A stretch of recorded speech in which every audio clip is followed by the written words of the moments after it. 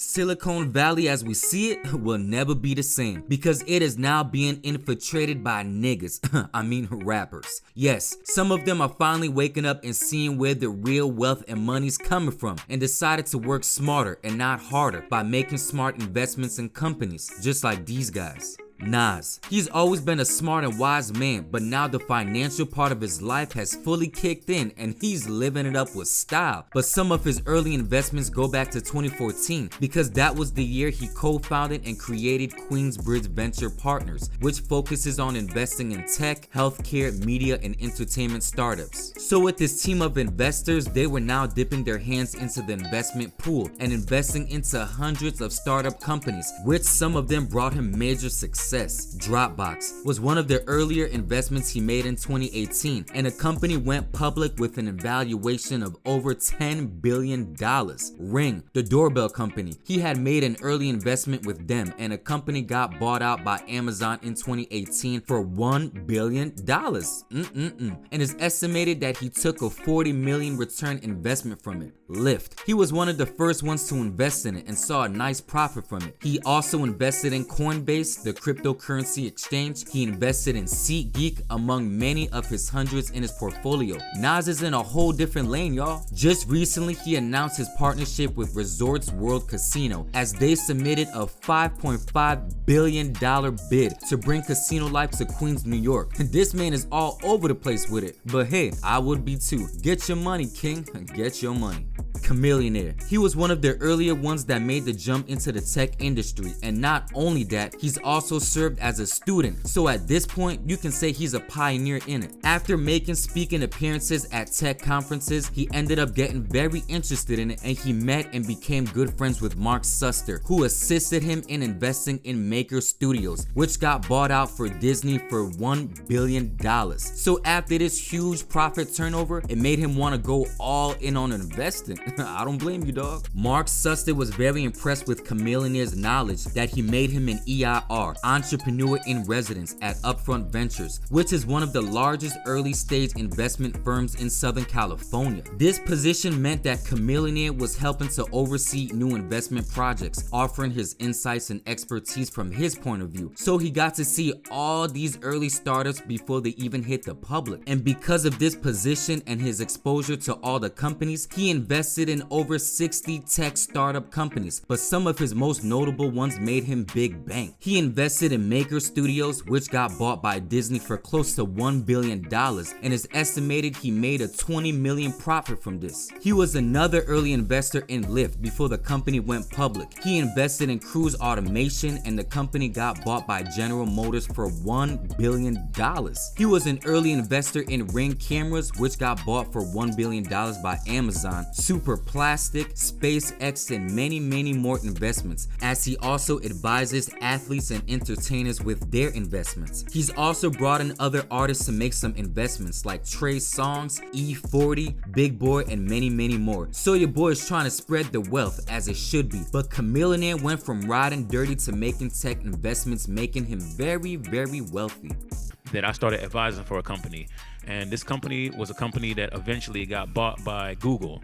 And when this company got bought by Google, I was just a person that was helping them get influencers and celebrities. They might say, hey, we trying to get in touch with Chris Brown. I would be like, all right, I'll help you get in touch with Chris Brown. That was my relationship with them. I didn't have any ownership in this company. So fast forward, I was so valuable helping this company, they decided to give me a little ownership in the company, which they called advisory shares. Now, that ownership that I had in the company, when they got bought by Google, I made money. And then when I made money, I was like, wait a second. That's how it works? And I was like, I'm going to go get involved with companies like this. That's when I was really focused on, okay, I want to get more ownership in companies. But it was tough because I didn't know which ones were going to be successful. So one day a VC put all these companies in front of me, and then I ended up investing in a company called Maker Studios. And that company ended up getting bought by Disney for close to $1 billion. So now I made a bunch of money, right?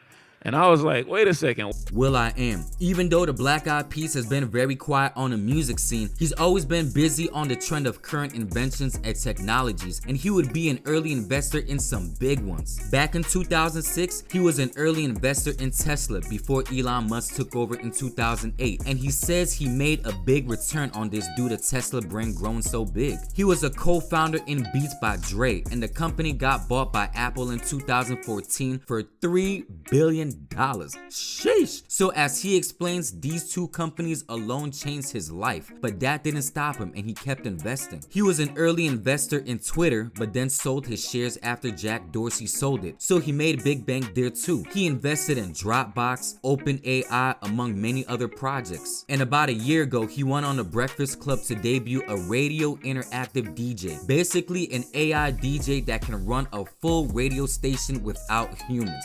Wow. That shit is scary, y'all, and amusing at the same time, but Will.i.am is ahead of the curve with a lot in the tech world. Jay-Z, one of hip-hop's blueprints to billionaire status. Jay has been making big investments for the longest and has made a lot of money outside of the tech industry, with investing in companies like Ace of Spades, the 40/40 Club in New York, buying and reselling Tidal, the Brooklyn Nets, investing in Savage Fenty, and many other projects to name. But on the tech side of things, he was an early investor in Uber, Bitski, which is a cryptocurrency marketplace, Block, formerly known as Square, JetSmarter, among many others. But his investment firm, Marcy Venture Partners, are the ones making all these power plays along with Jay. MC Hammer, Mr. Can't Touch This himself, has been very early in the tech world, as Chamillionaire would mention him as one of the early people that inspired him to get into investing. Hammer was personally around the creators of YouTube and was around to see the rise of it, and this is what sparked his interest into tech investing. He says in the Yahoo article, "So I stuck with it all the way from '94 to YouTube. If you look on YouTube, you see me there when their offices were on top of a pizza parlor and only had 3 or 4 computers. So naturally, he landed into Silicon Valley and made big investments in Bum Technologies, Square, and was early investing in Twitter, now X. So people can say all that can't touch this, can't touch that one-hit wonder jokes, but he's the one having a last laugh. There's many more artists now making different investments in Silicon Valley now that it's more known, but the ones I listed in this video were some of the early ones that got into it and they knew what they were doing and saw some huge profit on returns.